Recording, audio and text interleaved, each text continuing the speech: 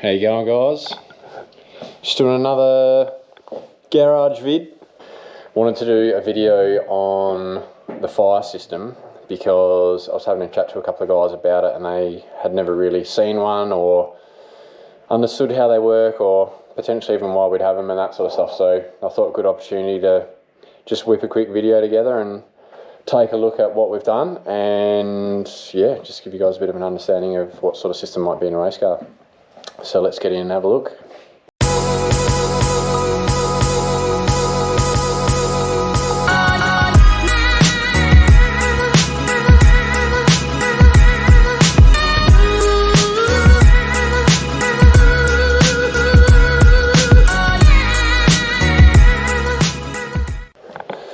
Alright, so this car, so the RX-8 came with a standard like a 1.5 fire extinguisher mounted inside.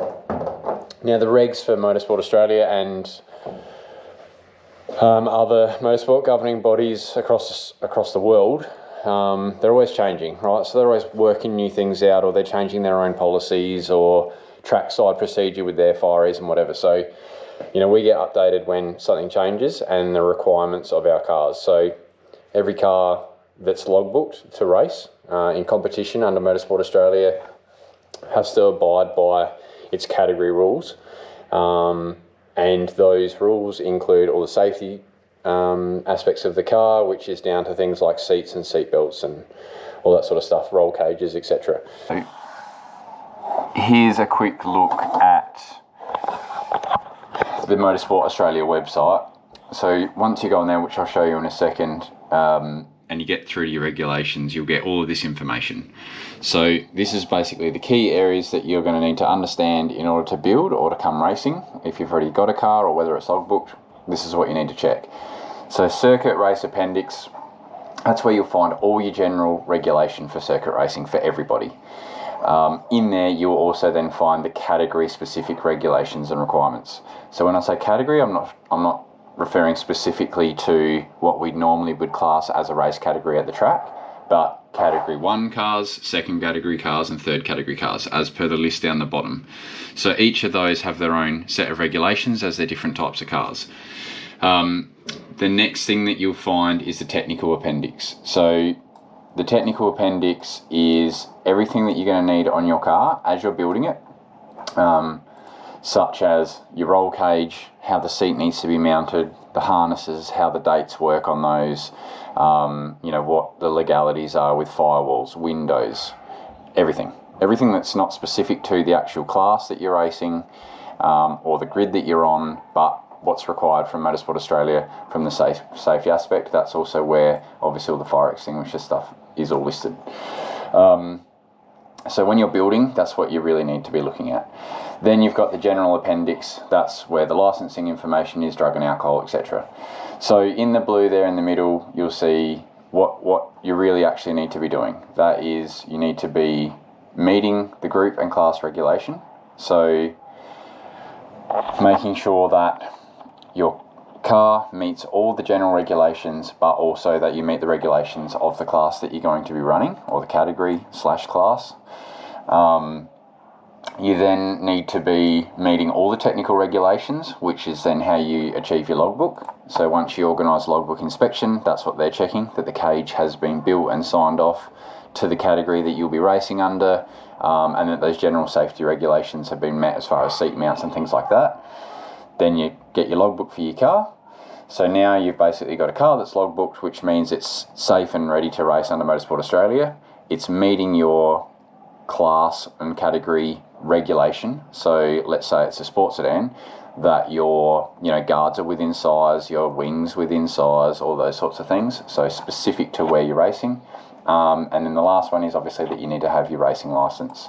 And part of your entries, you also need to be a member of a Motorsport Australia affiliated club. So we have a sports sedan club, there's the Sporting Car Club of SA here, there's plenty. You just need to make sure that they're affiliated, then you can be a member of them, and then that goes in with your entry fee to each event that you do. Down the bottom there as well, I've obviously got just listed out some, not all, because there's also supercarts and other things in there, and then supercars and Aussie cars and other ones, but they're the main first, second and third category groups that we have, and you can obviously find all of the information on those on the website. So here's the Motorsport Australia website. Best thing to do is go straight across the regulations and to the Motorsport Australia manuals. So this is where you want to be. So everything that I listed before is on this page. So we go to the circuit racing regulations. You can see all the different groups here. So the different categories, click on 3D, which is sports sedans, for example, and this will be all the sports sedan specific regulations. So things like minimum weights or classes versus capacity. There's all your bodywork requirements, how wide things can be, how high, etc. All of that is found under this area. So then if we go back and go to the technical appendix, in there is where you're going to find all your build information. So all your harness stuff. Let's say we go to safety cage structures. So this is going to go through in detail what's required of each of those categories. So let's say you're building a category 3 car like a sports sedan. In here is going to list what your minimum cage requirements are, how they are to be made, materials, etc. Yeah, just all the information that you're going to need. So if you get handy on the Motorsport Australia website, everything's there, but they also have a hotline. So don't hesitate to contact them and ask them in relation to specifics if you're not really sure, or jump on our page and fire away a question or whatever it may be. But the more that you understand about what you're building and why, then the less issues you're going to have come time to go to the track. The point there, the tripping point, I guess, for a lot of people is that they start building a track car and they don't build it to any specific set of rules. And then one day they decide that they want to race it because they've invested so much money and time into this car, and that, let's be honest, door-to-door racing, it just absolutely smashes everything else for enjoyment, especially of a vehicle that you've built. Then they start tripping up on all these little areas because they haven't built to a specific regulation. So if you do have a track car or you're looking at building a track car, the best thing you can do is look at what race categories you have in your local area and what would be the ultimate for you to be driving in if you ever were going to race, or if you were ever going to sell the car, because there's value there with a car that is meeting a race category, and then making sure that you build to that level, or at least within it. And so it can be well underneath, but that you're not going over. We have a lot of problems with guys that have built time attack cars and things like this, and their wing might be 1 inch too wide for a sports sedan. Now, the aero difference on that is so minimal, but they can't run it as a sports sedan, so they've got to buy a whole new wing, or their guards might be a tiny bit too wide or too much vent or whatever it may be. So if they had built a time attack car, and I'm talking about guys that aren't super serious that are going world time attack and things like that, but someone building a local car, if they had stuck it within, say, the sports sedan regulation, they'd probably do exactly the same lap speed, but then they can just go and logbook the car and race it competitively. So it's definitely something to think about. So just having a look in the car here. So there's your current fire extinguisher. Sits within driver's reach. Obviously, it's going to help. Like if something's going on inside the cabin especially, or you've got a minor fire like a brake fire or something like that, and you notice it, it gives you half a chance. But if you don't park near a marshal, like if you're not pulling off, and the problem there is that you're on fire and you're in a rush, and you're freaking out a bit that there's not a fire station or a flag point every 50 metres, so you really got to know where your flag points are and make sure that you're pulling over near one, so that you've got access to marshals and you've got access to bigger fire extinguishers. It's very easy to lose a car to fire, and that little thing down there, if you've got a proper one, it's not going to do much at all. So what we've gone and done, which we have in the Escort as well, but an older version, is put a plumbed fire system in. So plumbed fire system, so this is an OMP one, but effectively what they are is they're a larger bottle. So this one's 4.5 litres or 4.5 kilos, whatever you call it. I think it's 4.5 litres. Is like a fire extinguisher, except rather than just coming out a nozzle, it goes into a line, and that line then runs off to various nozzles, multiple nozzles. So that rather than having a smaller fire extinguisher that's directed into one spot, you can have a system that's already set up in place with nozzles in specific areas that may be problematic, and then when you set that extinguisher off, it just goes straight into those areas. So it's much, much faster than getting one out, pulling the pin and doing all that. And you've also got a lot more liquid, you know, a lot more extinguishing capability. So this OMP one is through Autosport here in Adelaide. So thanks to Gavin Simon down there, they hooked it up nice and quick and had it charged up and ready to go. So we've mounted it basically central in the car, the best spot that we could possibly find. There was nothing there besides some wires which we've gone over.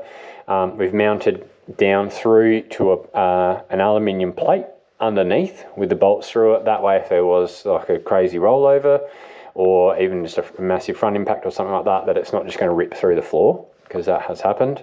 Obviously, you know, 4.5 kilos at a couple hundred k's an hour, then suddenly copping, you know, a heap more speed in an incident, that could quite easily tear through the floor. So the plate under there is to stop that. And it's kind of out the way as well back there, but also central as weight and over the rear axle. So it's pretty well in the optimum spot. What happens then with this system is it runs a hard line. It's like a tube aluminium. So I'll come all the way back in here, see if we can see it. Oh, there we go. Got to climb through this monkey bars. So there's a little plug on it. That goes to a loom, which I'll show you where that runs to in a sec. And then we've got the line, follows all the way around, comes down here, and what we've done, so I've got the line here.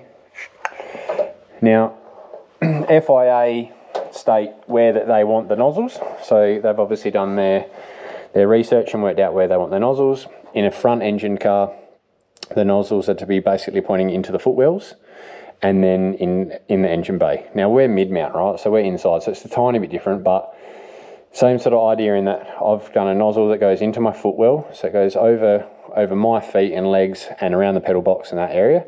But then I've also put one that goes up here. Right, this is what a nozzle looks like. So it's just held on by a P-clip with a rivet, and that's basically spraying over the top of the engine box. So that way, if there was like a crazy fire and there's flames coming through here and it was all getting hectic inside, if I set it off, it's at least going to douse this side of things, which protects me. Plus it's all going to come in from the side here, which is protecting me as well from where the engine is. At that point, obviously, I'm already stopped and pulling out, hopefully. And also, I'll go through in a sec, but there's capability to set it off from outside if there was an incident and I was stuck in it and I was on fire, sort of thing. Now, what I've done, so lots of guys have had issues where they've got an engine fire and it's not near the cabin. I mean, it's still near the cabin, but like it's not inside, right? There's maybe no risk of it coming inside as such, and inside's not so bad. But you set your bomb off and it canes inside. And then it's a huge cleanup process, right? You've got to clean it all up to make sure that it doesn't damage anything and it doesn't cause corrosion and things like that. So I've actually valved it. So I've teed it off. One side's running into the engine bay, runs through the firewall over there, runs all the way around, and then it runs around the motor, which I'll explain in a second. The other side comes up here. I've got a valve. And then, so in that position now, my internal nozzles are open. But let's say I can see that I've got a fire in the front, and I know that trying to get this thing out and get into the front, get the bonnet open, you know, maybe the bonnet's already bloody melting and whatever, like that's going to be a big ask, but it's not inside. So what I would do is I would flick this up and then hit my button. So my button's up here. So this system uses a battery. So it's on its own loom. It's all covered up with like fire protectant cover. You literally have a switch that primes the system, and then you can check that it's working. It will come up with a light saying it's A-OK, that it's basically talking to the bottle. And then when you hit the push button, that's how you'll set it off, right? So that's just above me. So if you see where I'm sitting, I'm here. It's basically straight above my head. So yes, you're probably in a panic situation. Obviously, you just got to try and keep yourself calm. Decide whether you're going to shut off inside, hit your button, your system goes off. Hopefully it's good enough. Hopefully you've found yourself a flag point. They can do the rest. Hopefully you guys get on top of it. It's not so bad. So where it comes through the firewall, so it's basically coming through here. Does kink around here. This hard line's like, it takes a little bit of time to get it in, but you can obviously get it super neat. So it's basically coming out here and you can see it. So it runs through more P-clips, trying to use existing mounts. just so I can keep it all nice and super neat. Then it's running across. Now I've got a nozzle that basically goes straight down to the oil system. So down here I've got oil pump, oil lines, power steering pump, all that sort of stuff. It's all straight down where this thing's pointed. Then I've got another nozzle which is pointing back into the motor, straight above the top of the fuel system from this side, so across the top of the motor and the fuel inlet. Then I've got another one over to the left here, which I did have the engine covers off and I should have done this video back then, but effectively what it does is engine's over here, 2 turbos here. I've got a nozzle at the front pointing back over the turbos and the oil lines. Then it comes all the way around, comes to the back of the engine and then points to the fuel rail on the opposite side and covers all of that. So that's all the other side of the rail and the pressure regulator and all that sort of stuff. So I'm basically in a full circle surrounding the engine and then doing all the oil at the front. So there's a lot of nozzles and a lot of setup. So effectively that whole box and everything, you know, from that point all the way up to here, it's just going to get smashed. If I push that button, boom, it's going to go off. So then what also happens is you get this little guy here. I'll put this bonnet down. Hold on. Let's do a little trick with my 3-footed monster. Boom. In there. So what we have to do is you need external. It's got to have this sticker to let marshals know where extinguisher is, and this button here. So that way, if there is an impact and you were unconscious or you were stuck in the car and it was on fire, the guys have the ability. This is your kill switch from the outside. They pull this, that actually triggers a switch back here, which shuts everything off. So the car will turn off. So if the car's still running or whatever, fuel pumps and things like that, that's obviously how fires get crazy. So they pull this, that shuts it off. I've got my switch inside, and then they can hit the button. And because that's on its own circuit, its own battery operated circuit, killing the system is not going to matter. Yeah, the risk is that the fire's so intense that you've already burnt through the loom, right? You got lots of problems on your hands at that point. And I don't think any other system's necessarily going to be any better. You know, our cable system in the Escort, that's got its own concerns that, you know, you don't use it for so many years and the cable corrodes or something like that, and you go to pull it, you know, and it breaks or it jams or whatever. So I think every system's got its flaws. You just got to kind of choose what you think's going to work for you. And yeah, obviously modern systems have done a lot of research and thought on it. So that's basically how a firebomb works. There's systems that have 2 bottles, a whole bottle for inside and a whole bottle for the engine bay. You know, you get off-road trucks that'll have 2 massive bottles in the back and just loads of nozzles back there where they got big motors located in the rear and they're prone to catching fire and things like that. Yeah, it's just another part of race cars. A lot of guys don't have plumbed fire systems and a lot of guys never have a fire, you know, so you sort of just, yeah, well, it's just another insurance really. So I've lost an entire car to fire and the Escort's been on fire, you know, and we've sorted it out in the lane. So it scares me for sure. Like, it scares me more than a crash, you know. We've got all this safety system and wear all this gear and all that sort of stuff, and I've had some big offs and whatever, but I don't know, fire seems like it's the thing that you can't control, and if it takes hold, you're pretty helpless, and we've seen that recently with sports sedan guys as well. So yeah, I think it's definitely worth the investment. That system, that OMP system, I think it's about, I don't know, I think it's like $1,700 or something. And they sort of come from anything from about 700. The Escort one's a much more basic system, more retro, old school. It's probably about $700-800. But yeah, I don't know, if you caught fire, you'd be praying at that point that you'd put the best system in there that you could get. So yeah, that's that. So hopefully that answers a few questions.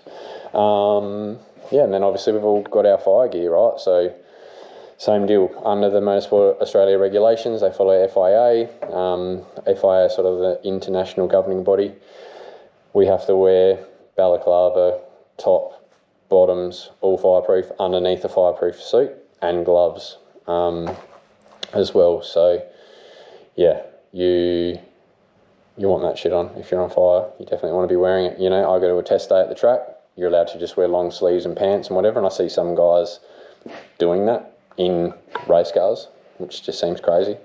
I don't wear it because, you know, the race day's telling me I have to. I wear it because I know that that's the thing that's going to protect me if something goes wrong. And, you know, you're pushing your car just as hard, typically, on a test day, if you're actually out there to test it properly, that, you know, you could have just as big an accident and things can go just as wrong. So we approach a test day exactly the same. You know, I always wear all my gear and all that sort of stuff. So, yeah, there's sometimes the times that guys do lose cars and have fires and things like that because you've made changes or you've just built it or whatever. They're probably actually more important. So, yeah, that's it. That's fire systems. Any questions, fire away. I don't know. We'll catch you on the next one. Yeah.